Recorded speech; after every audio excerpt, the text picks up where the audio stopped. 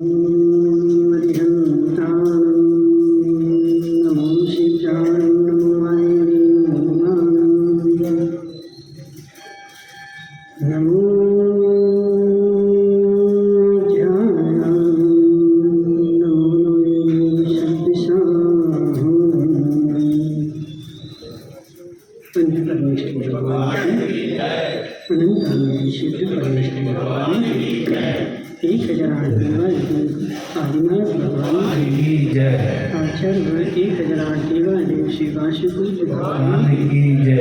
आचार्य भगवान समंत भद्र स्वामी आचार्य भगवान विद्यासागर जी महाराज की आचार्य भगवान विशुद्ध सागर जी महाराज की बोलो शुद्ध सागर जी महाराज की जय।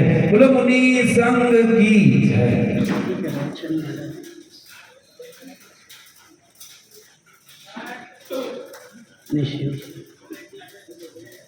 आचार्य भगवान समंत भद्र स्वामी प्रचार में समझा रहे हैं कि हे जीव, सम्यक दर्शन जो है वह संसार में पूजनीय वस्तु है, और एक बार सम्यक दर्शन हो जाए फिर वह जीव कहीं भी चला जाए, किसी भी गति में चला जाए, लेकिन पूजनीय बना रहेगा। वह मातंग भी पूजनीय रहा, जो आस्पर्श है उसको छूना भी अशुद्धि का कारण है, उसको लोग दूर से ही हटा देते हैं, लेकिन उस मातंग को सम्यक दर्शन हो गया। पदम भाई, तो सम्यक दर्शन होने के कारण वह मातंग भी मनुष्यों के द्वारा नहीं, देवों के द्वारा पूजनीय हो गया। उसकी देवों ने आकर के पूजा करी, तो एक सम्यक दर्शन के कारण अंकेश पंडित जी पूजनीय हो जाता है, और जो जो इसके संपर्क में आता है वो भी पूजनीय हो जाता है। जीवन सम्यक दर्शन के संपर्क में जो जो आएगा, संसार में अच्छी वस्तु के संपर्क में जो भी आता है वह महान हो जाता है। समय सार जी में आचार्य भगवान कुंद कुंद स्वामी लिखते हैं, मिश्री के संयोग से धागा भी मिश्री के भाव में बिक गया। मिश्री के अंदर में धागा पड़ा था, और वह धागा जो था वह मिश्री के भाव में बिक गया। क्यों? पदम भाई कहना मत, तूने कचौड़ियाँ खाई, कचौड़ियाँ खाई, वह कचौड़ी जिस दोने में रखी थी वह दोना भी तो लेकर के खा था। एक पत्ता उस दोने को, हे जीव, उस दोने को कोई देखना भी पसंद नहीं करता, हाथ में लेना पसंद नहीं करता। एक बार नीचे गया, कोई लेता नहीं है, और उस दोने को पदम भाई हाथ में लेके खड़ा था। पदम भाई क्यों लिए थे? क्यों लिए थे? महाराज इसमें कचौड़ी पड़ी थी। कचौड़ी जैसे ही कचौड़ी खाई और दोने को फेंक दिया, तो ऐसे है जीव, कचौड़ी के संयोग से दोना भी हाथ में आ गया। तो ऐसे सम्यक दर्शन के संयोग से शरीर भी पूजनीय हो गया। जीवित तो ठीक है, मरे हुए शरीर की भी पूजा की जाती है। क्यों? क्योंकि इसमें पूर्व काल में सम्यक दर्शन रहता है,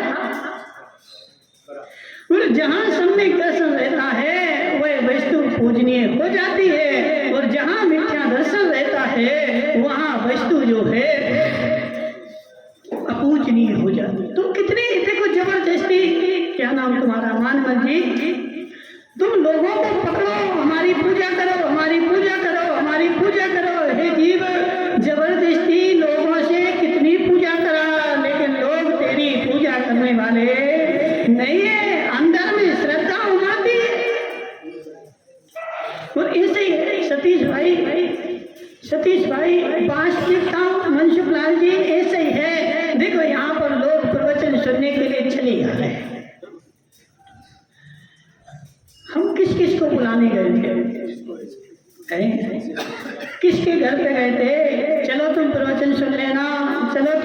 सुनने के लिए आना। मनसुखलाल जी, हमने एक को भी नहीं बुलाया। बुलाया क्या? क्यों आए? क्यों आए? महाराज, रुचि थी, दम था, वस्तु अच्छी थी, इसलिए मैं जो है घर से खिंचाया। यदि वस्तु पूरी होती तो हे जीव तुम बुलाते भी तो लोग बैठने वाले नहीं थे। तो इसे समझ सुधी पाई, तुझे संसार से बोलने की आवश्यकता नहीं, हमारी पूजा कर। नहीं करो तुम हमारी पूजा। सेठ जी सामने नहीं करो। महाराज क्यों नहीं करेंगे? सेठ जी देखो तो मनसुखलाल जी, तुम यहाँ बैठ जाओ, कुर्सी डाल कर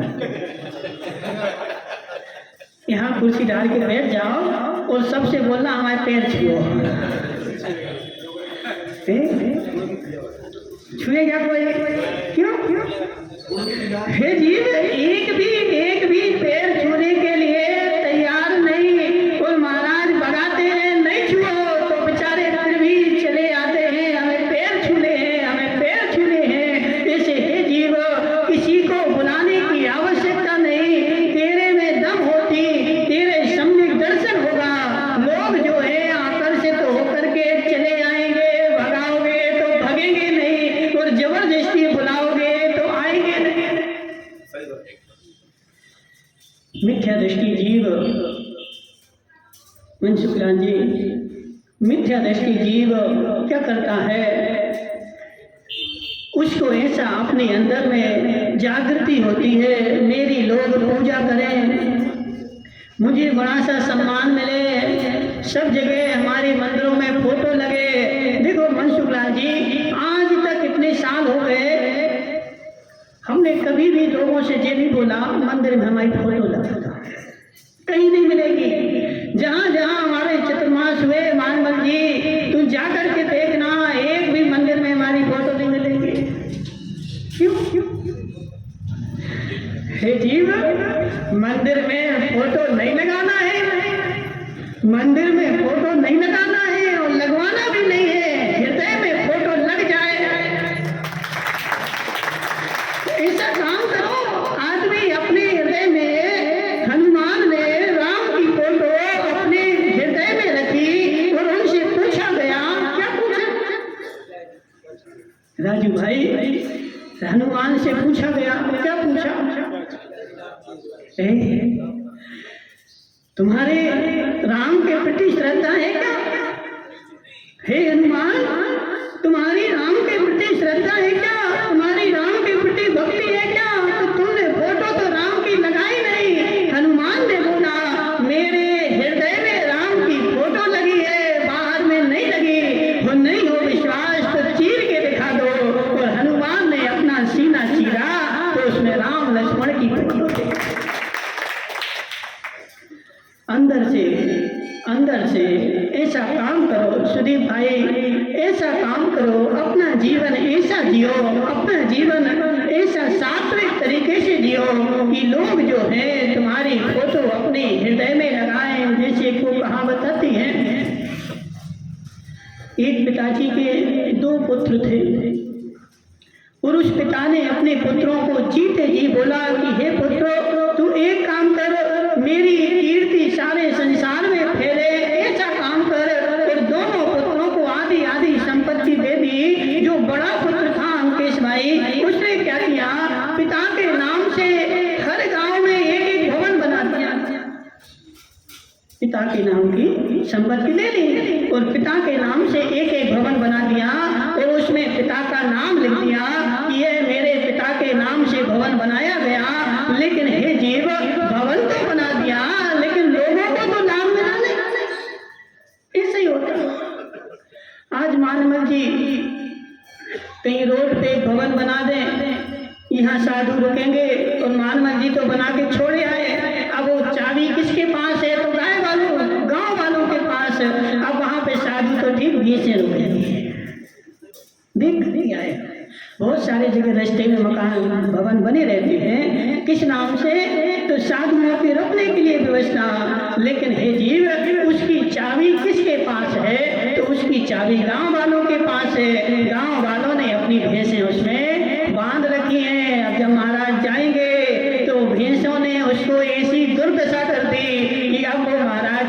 अपने लायक बचे ही नहीं है। तो इससे होता है। और उस बेटे ने सारे गांव में एक एक भवन बनाया अपने पिता के नाम से। और जो छोटा बेटा था वो होशियार था, एक भी भवन नहीं बनाया, एक भी इमारत नहीं बनाई, एक भी फोटो नहीं लगाई, एक भी कहीं नाम नहीं लिखा। उसने जाकर के गांव गांव में गया और गांव गांव में जाकर के गरीबों की मदद करी, उनको नोट बांटे। कोई बीमार था उसकी दवाई करवाई, किसी पे कर्जा था उसका कर्जा चुकाया, रोटी खाने को नहीं थी उसको रोटी की व्यवस्था करवाई।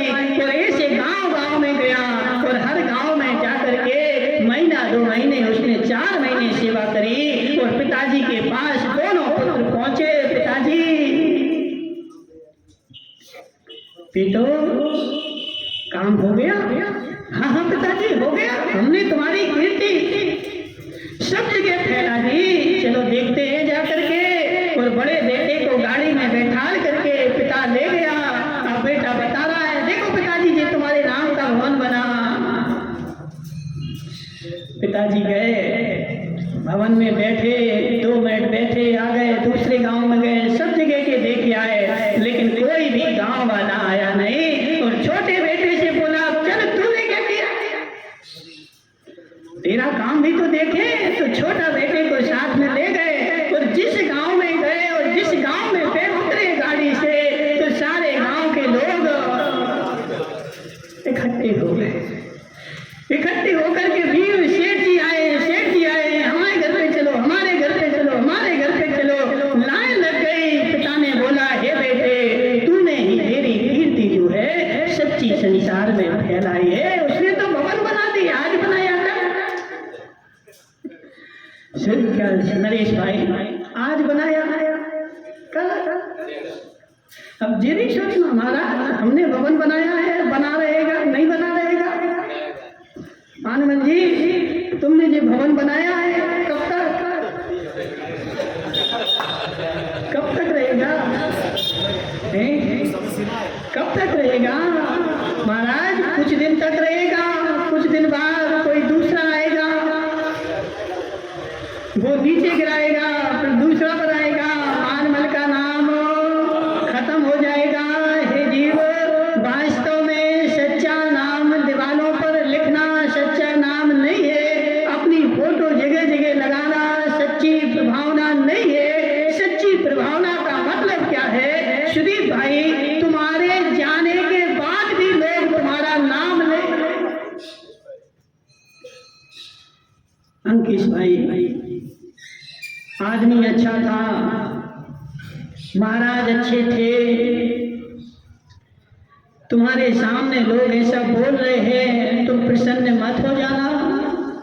तुम्हारे महाराज बैठे हैं मंच पे और तुम महाराज के सामने अंकिश पंडित जी खूब बढ़ोतरी कर रहे हैं, खूब गाना गा गा के महाराज ऐसे हैं, महाराज ऐसे हैं, महाराज ऐसे हैं। हे जीव, खुश मत हो जाना, खुश मत हो जाना।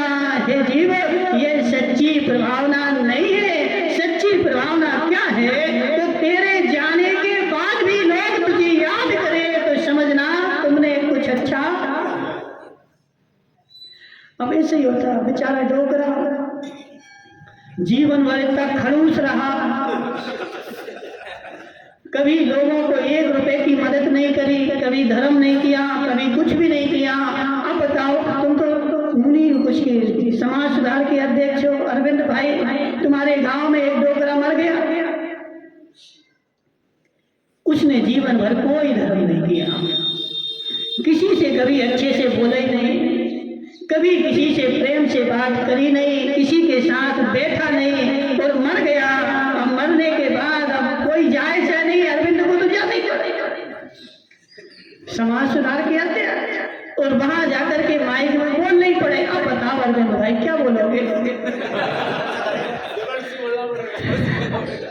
क्या बोलोगे?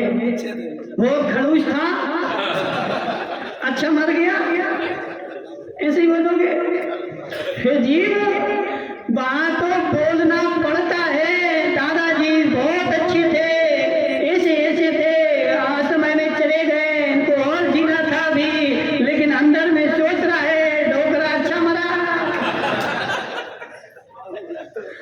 हे जीव, परम भाई शब्द है कि नहीं? हे जीव वह चला गया और तुमने उसकी प्रशंसा कर दी, इसका मतलब वह अच्छा था, ऐसा नहीं है। तेरे जाने के बाद भी लोग तुझे याद करें और तेरी प्रशंसा करें, मुंह के सामने तेरी प्रशंसा करें, ये सच्ची प्रभावना नहीं है, सच्ची प्रशंसा नहीं है। पीठ पीछे तेरे जाने के बाद दूर में तेरी प्रशंसा हो तो समझना कि मैंने अच्छा काम किया है। इसलिए नरेश भाई क्या नरेश भाई हम जाओ नहीं हम जोगे। हे जीव, सच्ची भावना का मतलब क्या है? सच्ची भावना का मतलब क्या है? जबरदस्ती लोगों को झंडे दे करके और लोगों को जबरदस्ती हाथ दो और जबरदस्ती उनसे काम करवाओ कि तुम्हें करना ही पड़ेगा, और तुम करवा करके फोटो नाग दी तुमने ग्रुप में कि देखो ऐसा ऐसा काम करवाया। लेकिन हे जीव, जिसने किया है उसके हृदय से पूछो। अंकिश भाई, जिसने किया है और जिसने किया है उसके हृदय से पूछो। और वास्तविकता में ऐसा है, हृदय से किया जाता है वही संसार में फैलता है, फैलाना नहीं पड़ता। तुम्हारी कीर्ति कैसे फैले अंकिश भाई?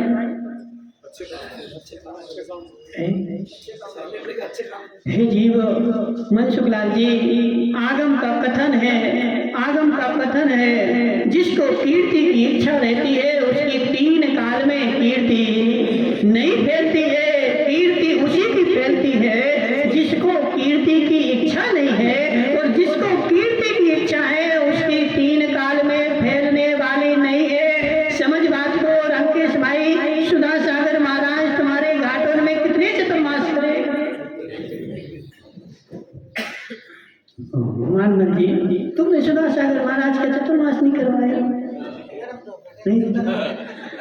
जीव, कितने दिन रहे? कितने दिन रहे? 8 बार। और 8 दिन में तुम प्रभावित हो गए। हे जीव, समझ बात को। सुधा सागर महाराज तुम्हारे गांव में आए और मार कितने दिन रहे? तो 8 दिन ही रहे। और 8 दिन रहे और सारा गांव प्रभावित हो गया। और कोई दूसरे महाराज आए, कोई तुम्हारे यहाँ सालों रहे, लेकिन कोई भी प्रभावित नहीं हुआ। एक महाराज आते हैं तो चौका लगाने के लिए टॉर्च लेकर के ढूंढना पड़ता है। सेठ जी बोलते हैं कल चौका लगा लेना। सेठ जी फिर महिला मंडल को फोन करते हैं, महाराज आ रहे हैं, चौके ढूंढ लेना।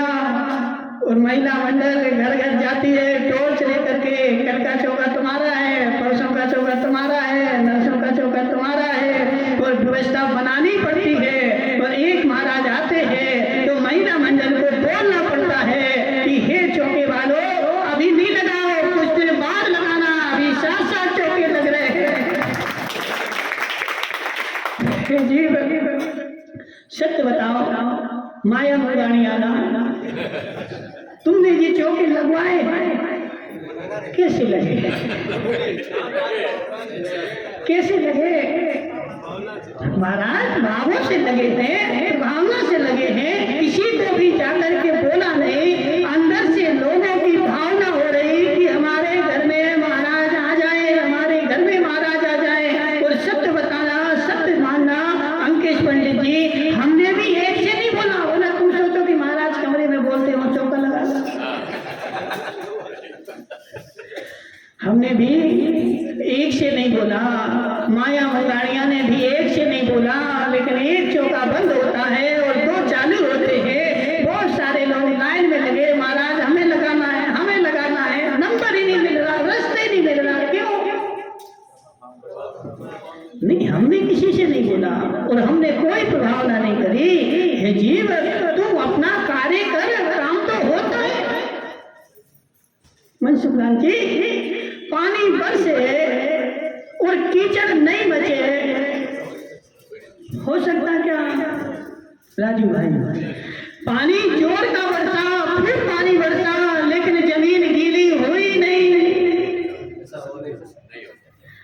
संभव है महेश सेठ?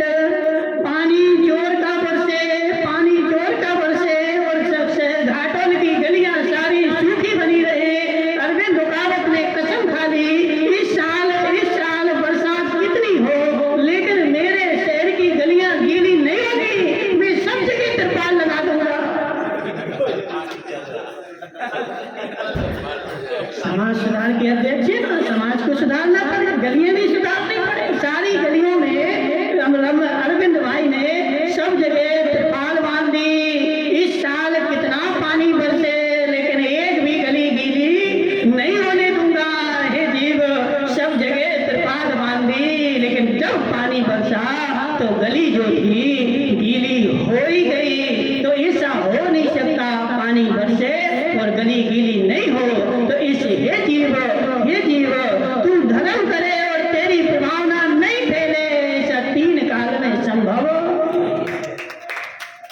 तो धर्म कर, अपना कर्म कर। प्रभावना के पीछे तू क्यों भागता है और प्रभावना के लिए लोगों को क्यों पकड़ता है? तुम हमारी फोटो लगाओ, तुम हमारा ऐसा करो, तुम हमारा मंदिर बनाओ। हे जीव, आज लोग मरे जा रहे हैं। पूरा जीवन मनसुखलाल जी, उनका जीवन व्यर्थ चला गया। किनका? हे जीव, घर छोड़ा, साधु बने और साधु बन करके एक मंदिर बनाने के पीछे सारे जीवन अपना निकाल दिया और लोगों से पैसा मांगते रहे, पैसा लाओ और एक मंदिर जीवन भर में बना दिया। और हे जीव, पैसा मांगते तेरी विशुद्धि जीवन में बढ़ी नहीं और एक क्षेत्र तूने बनाया, तेरा सारा जीवन नाश हो गया। क्यों? देखो मनसुखलाल जी, कोई कुछ भी कहे संसार में, लेकिन जिसके मस्तिष्क में टेंशन होगी उसकी विशुद्धि नहीं बढ़ेगी। जिसके मस्तिष्क में काम होगा उसको काम समझ में नहीं आएगा। क्या नाम? रिंकेश भाई, लाला भाई, आज तुम्हारे ससुराजी आ रहे हैं। आज तुम्हारे ससुराजी आ रहे हैं, 9 बजे घर पे आ जाएंगे। और रिंकेश लाला भट्ट प्रवचन में बैठा है, सुन रहा है। रिंकेश भाई, मन लगेगा? क्यों? वो जाना है, 9 बजे ससुराजी आ रहे हैं। एक इतनी सी टेंशन मन में बैठ गई, अब तेरा मन लगने वाला नहीं है। तो ऐसे हे जीव, साधु जीवन में भी एक विकल्प बैठ गया। अब वह विकल्प तेरी साधना करवा दे, ऐसा तेरा जीवन होने वाला नहीं है। इतनी सी विकल्प हो जाए, और नहीं हो तो गृहस्थ से पूछो, एक बेटे की शादी नहीं हो रही हो। मानमन जी, तुम्हारा बेटा 30 साल का हो गया, शादी नहीं हो रही। अब मानमन जी रोज भगवान के पास आते हैं, अभिषेक करते हैं, पूजन करते हैं। अब ये बताओ, भाव अभिषेक पूजन में भाव लगता है? क्यों नहीं लग रहा? वस्तुपाल जी, क्यों नहीं लग रहा?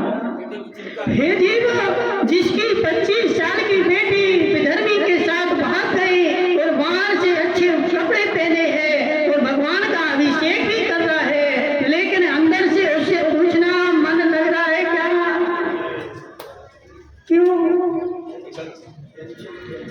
महाराज, कोई कुछ भी कहे, सब लोग समझाएं भी, संसार सब चलता है, होता है, लेकिन एक विकल्प मस्तिष्क में बैठा है। तू अभिषेक भी कर रहा है लेकिन विकल्प चल रहा है, तू अभिषेक कर रहा है, विकल्प चल रहा है। हे भगवान, बेटे की शादी हो जाए, हे भगवान, बेटे की शादी हो जाए। तो एक छोटा सा विकल्प भी तेरी विशुद्धि को नहीं बनने देता है। तो इस संसार में यदि तू साधु भी बन गया लेकिन मन में विकल्प है तो तेरी विशुद्धि बढ़ने वाली नहीं है। और कितने क्षेत्र बनाने,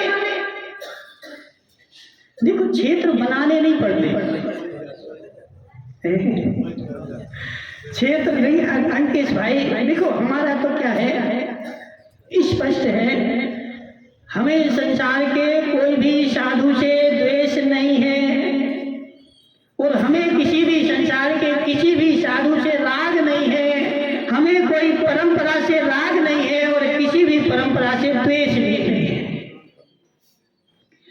हम तो देखो 20 पंक्ति के पास ही जाके बैठते हैं तो अभिषेक करते तो देखते साक्षी भाव से, तुम कर रहे करो, हमारा क्या जा रहा है, क्यों हमें द्वेष नहीं है ना तुमसे, तुम अपना काम तुम करो, हम अपना काम हम करें। और बहुत सारे लोग क्या करते, द्वेष करके और लड़ाई झगड़ा समाज में पैदा हो जाता है। इसलिए मनसुखलाल जी, यदि साधु बनो तो एक काम करना,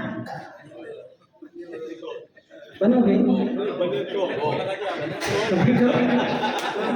बनना तो पड़ेगा, देखो क्योंकि दूसरा कोई रास्ता है नहीं है, रास्ता तो यही है। अब चाहे आज बन जाओ सो और कल बन जाओ सो और परसों बन जाओ सो और अनंत काल बाद बनो तो बनना तो पड़ेगा ही। इसलिए स्वीकार कर लो हे जीव, जिस दिन साधु बनो उस दिन संसार के सारे राग द्वेष छोड़ देना। ना मेरी कोई परंपरा है और ना मैं किसी परंपरा का हूँ। हे जीव, अंकेश भाई क्या बोला, ना मैं किसी परंपरा का हूँ और ना मेरी कोई परंपरा है, ना मैं किसी साधु का हूँ और ना मेरा कोई साधु है। अब क्या होगा, बेचारे अंदर में वो परंपरा बैठी रहती है, अंतरंग में राग बैठा रहता है। अब बेचारा अपने अपने की इतनी प्रशंसा करेगा, इतनी प्रशंसा करेगा कि सुनने वाला बेचारा थक जाता है और उसको पता है वो कैसे। इसलिए क्या करना, कभी भी अपने अंदर में रिंकेश भाई जय तो समता भाव का मतलब क्या, समता भाव का मतलब क्या, रिंकेश लालावत, तू अपने विरोधी की प्रशंसा कर दे तो समझना तेरे पास में समता भाव है, और तुम अपने पड़ोस अपने मित्र की, अपने काका अजित लालावत की प्रशंसा कर दे तो इसका मतलब यह नहीं है कि मेरे अंदर में राग भाव नहीं है। अपने की प्रशंसा संसार करना जानता है, लेकिन पर की भी जो प्रशंसा कर दे और सच्चे हृदय से कर दे तो समझना इसके पास राग द्वेष नहीं है। और सम्यक दृष्टि का मतलब क्या, जो सम्यक दृष्टि सत्य वस्तु किसी के पास भी हो, सत्य को सत्य तो कहना ही पड़ेगा। राजू भाई क्या बोला, बस जो मेरा है सो सत्य है, मान जी बोलते हैं, जो मेरा है सो सत्य है, कि जो सत्य है सो मेरा है। बात दोनों शब्द एक से ही है और दोनों में वाक्यों में मात्र क्या है, एक बात को पहले रख दिया, एक को उठा के पीछे रख दिया, अंतर इतना ही है। मान मन के घर में ब्याई जी आए और रोटी खिलाई, लेकिन पहले इन्होंने खा ली फिर खिलाई, रोटी तो खिलाई, पहले ब्याई जी आए, बैठो ब्याई जी हम रोटी खा ले, रोटी खा ली, फिर ब्याई जी से बोला ब्याई जी बैठो अब तुम रोटी खा लो, रोटी खिलाई, उन्होंने भी खाई, लेकिन हे जीव अब तू बैठा भी है, वहीं बैठा है। और एक बात ऐसी हुई कि पहले ब्याई जी को बैठा रहा, रोटी खा लो और फिर हम बैठेंगे रोटी खाएंगे। अब दोनों कार्यक्रम में कितना अंतर, पदम भाई कितना अंतर। अब तेजपाल मुंगाड़िया पदम के घर पे गए, समझ रहे, पदम के घर पे गए और पदम ने बोल दिया कि रोटी खा लो, और फिर नहीं पदम के घर पे गए, अब तेजपाल को बोलना पड़ा हमें रोटी खानी है। कितना अंतर, तेजपाल भाई बोलो जी, कार्यक्रम दोनों में एक सा हुआ है, कोई भी अंतर नहीं है। रोटी तूने ब्याई जी को खिलाई है और पहले भी खिलाई और बाद में भी खिलाई, रोटी के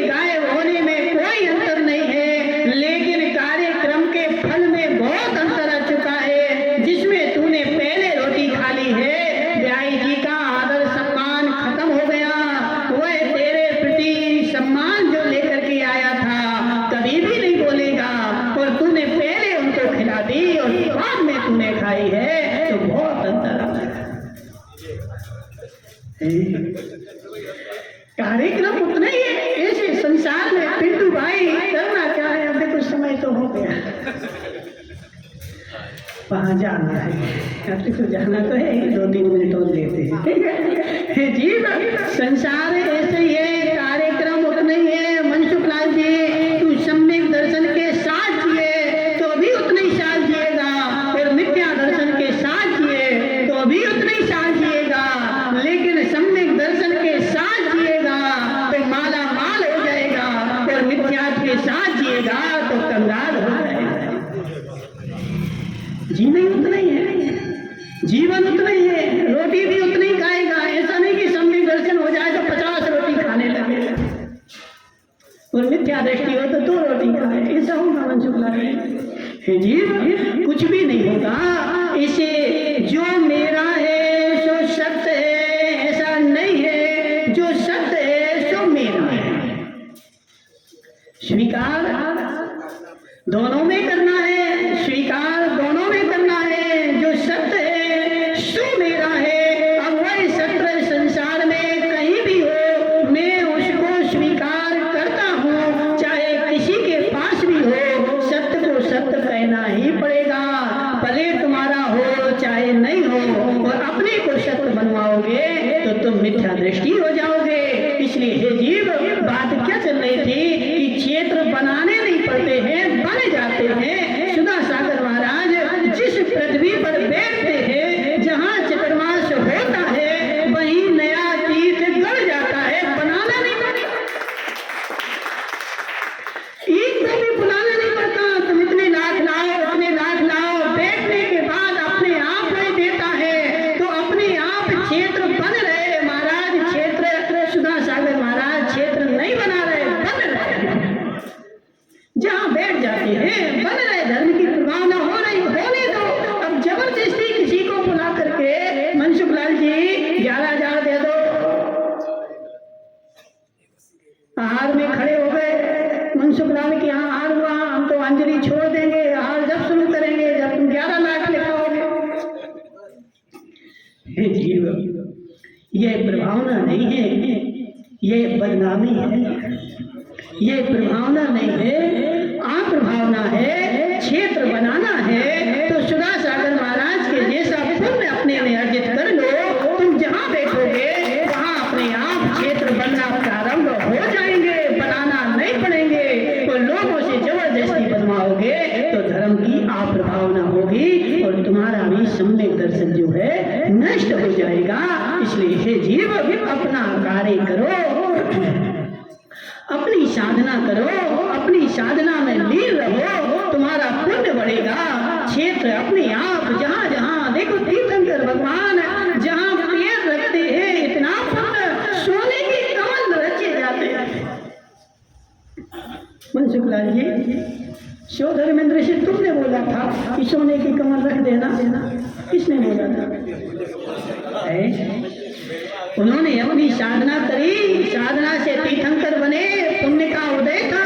और वास्तव में देखा जाए तो सोदर इंद्र सोने के कमल नहीं रच रहा है, उनका स्वयं का पुण्य जो है वह आगे आगे बढ़ करके, और जहाँ पैर रखता है वहाँ सोने के कमलों की रचना हो जाती है। पूर्व साधना का फल है, पुण्य का फल है, जो तीर्थंकर मोक्ष जाने वाले हैं और पुण्य बचा है, इसलिए वह पुण्य सोने के कमलों के रूप में उदय में आ रहा है।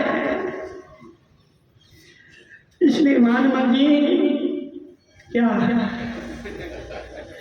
सब विकल्प छोड़ दो, एक भी विकल्प नहीं रखना है, एक भी विकल्प नहीं रखना है। तुम तो साधना करो, धर्म करो, टेंशन फ्री।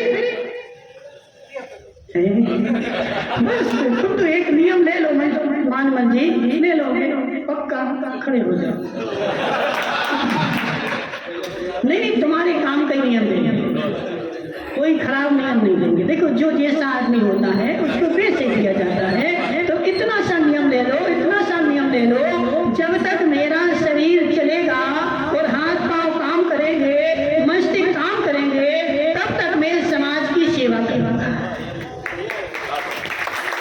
भले कमेटी में रहूं तो भी करूंगा, और कमेटी से बाहर भी हो जाऊं तो भी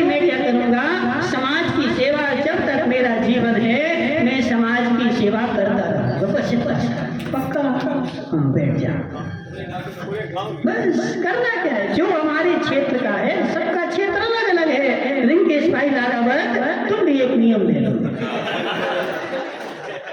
नहीं, तुम्हारे ही काम का देना, बड़ा नहीं करना, ठीक है। जब तक हम घाटोल में रह रहे हैं तो थोड़ा सा समय निकाल करके हमारे नगर में महाराज माता जी आएंगी तो उनकी सेवा करेंगे।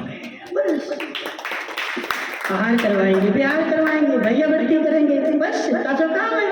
जिसका जितना है तुम अपना काम करो, तुम्हारा पुण्य बढ़ेगा, संसार में ख्याति अपने आप फैलेगी। ख्याति के पीछे मत भागना, तुम अपना काम करना, ख्याति तेरे पीछे पीछे भागेगी, तुम आगे भागना, ख्याति तेरे पीछे भागेगी। अपना पुण्य बढ़ाओ, यही धर्म है और यही धर्म का सार है। अपनी ख्याति के पीछे मत दौड़ो। बोले शांतिनाथ भगवान की।